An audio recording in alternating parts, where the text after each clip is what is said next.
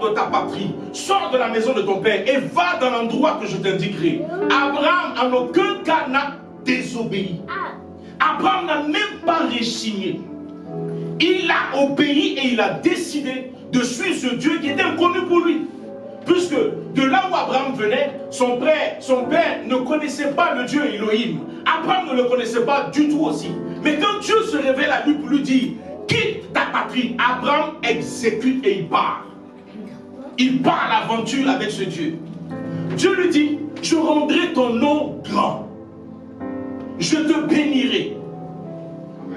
Toutes les familles de la terre seront bénies en toi. Quiconque te bénit sera béni. Quiconque te maudit sera maudit.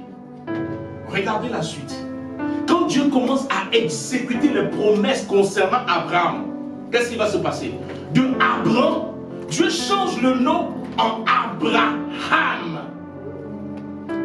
Dieu est tellement précis. Le jour où j'ai eu cette révélation, j'ai commencé à danser. Comment est-ce que Dieu peut changer le nom d'un individu? Nous, on pense que c'est rien, mais il y a quelque chose caché à l'intérieur.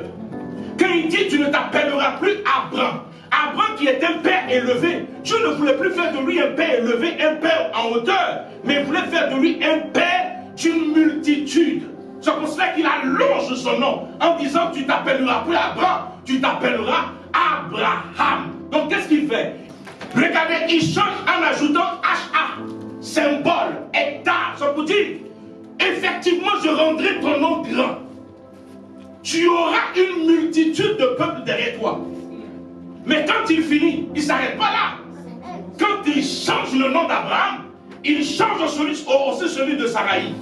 Il dit à Saraï, tu ne t'appelleras plus Saraï. À partir d'aujourd'hui, tu t'appelles Sarah. Qu'est-ce qu'il fait? Il retire pour Sarah. Mais pour Abraham, il ajoute. Il y a un quoi? De Sarah. Donc, pour Abraham, il ajoute un H. A. Mais pour Sarah, il ajoute un A. H. Ah, l'étonnement. Une femme ménopausée 2 fois. Du jamais vu. Jusqu'à aujourd'hui, même la science n'a pas encore reproduit cela. Une femme qui avait atteint un certain âge, pour les hommes, elle ne peut plus avoir d'enfant. C'est décidé, c'est réglé.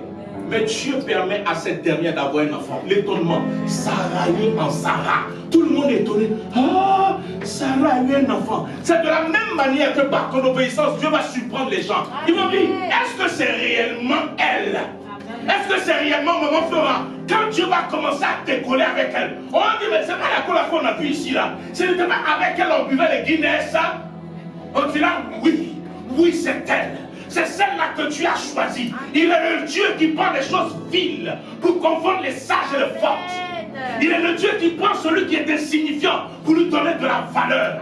Mais ça commence par quoi? Ton obéissance. Abraham a obéi et Dieu l'a élevé.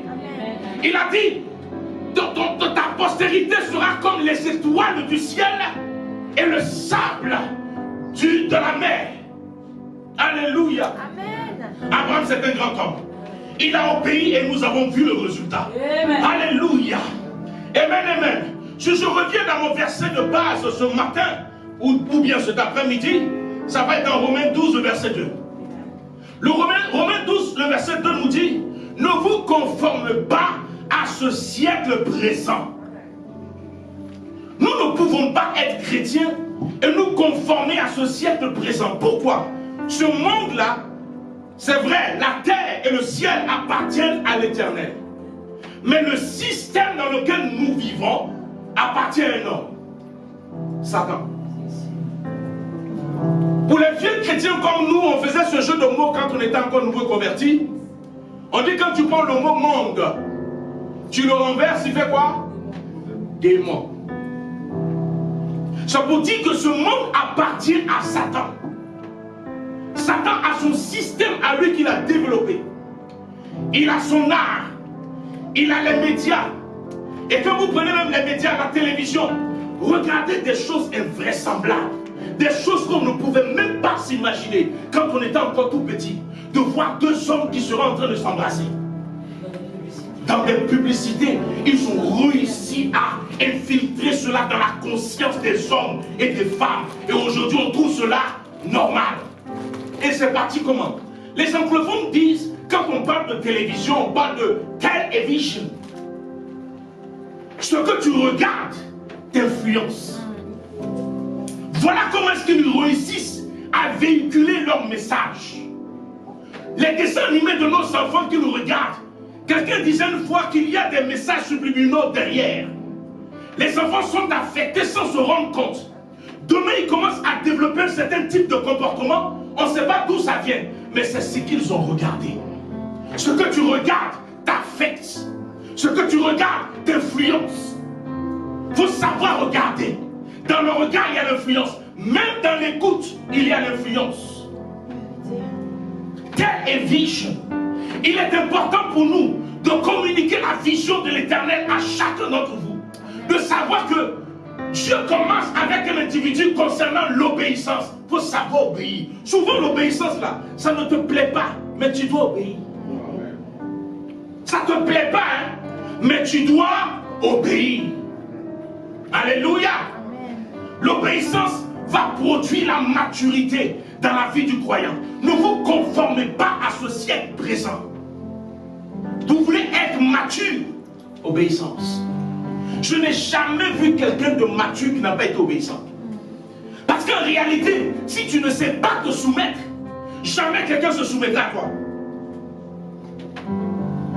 Ce que tu sèmes, tu le moissonnes. Tu sèmes de l'arachide, tu vas moissonner l'arachide. Si tu sèmes la semence de la soumission, quelqu'un d'autre se soumettra. Un jour, un des fils d'un ami pasteur a eu une attitude.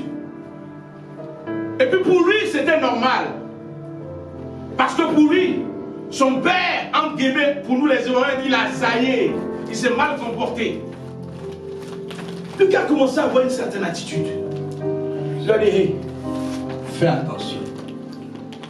Un père reste un père.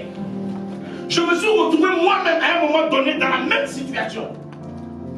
Et c'est comme ça que le Seigneur va m'enseigner ce que c'est que la soumission. Il y a des situations que ton père va permettre qui vont t'arriver. Tu vas trouver ça pas normal.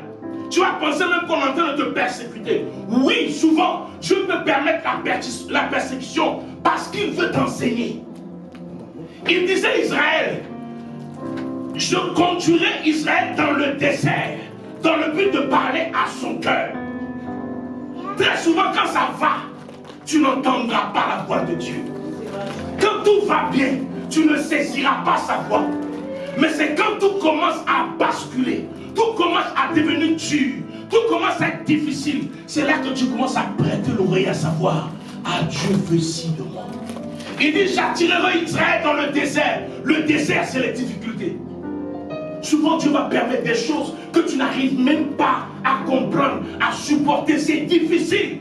Mais dis-toi une chose, il n'y a aucune tentation, aucune persécution qui n'est humainement surmontable.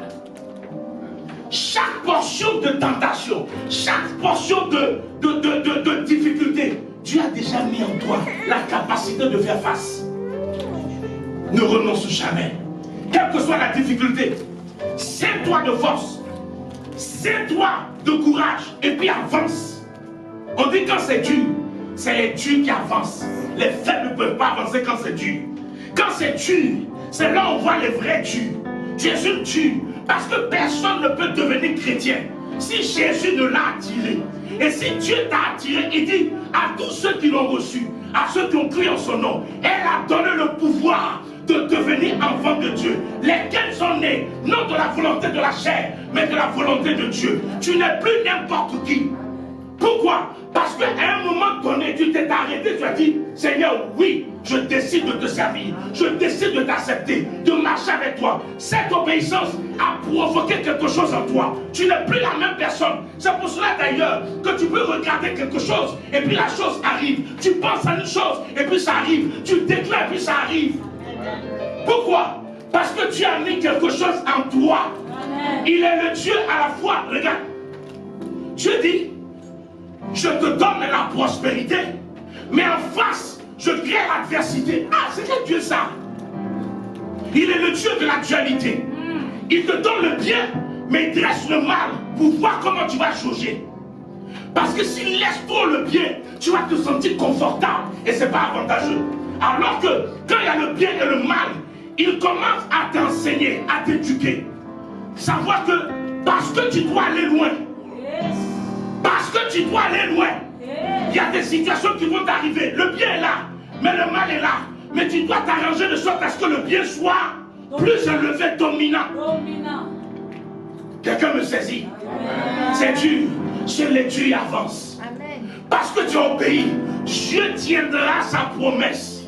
Un homme de Dieu disait, Dieu n'est jamais en retard.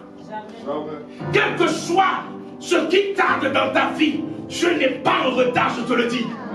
Et toi-même, tu n'es pas en retard. Ne pense pas que tu es en retard. À un moment donné, je me disais, mais qu'est-ce que je suis venu chercher en France? Je suis arrivé en France, je n'avais pas les papiers. Mais c'était dur. Tu te poses cette question, mais je fais quoi ici? Tu regardes ta génération, ta promotion. Il a évolué. Toi, tu es en France, tu n'as pas encore des papiers.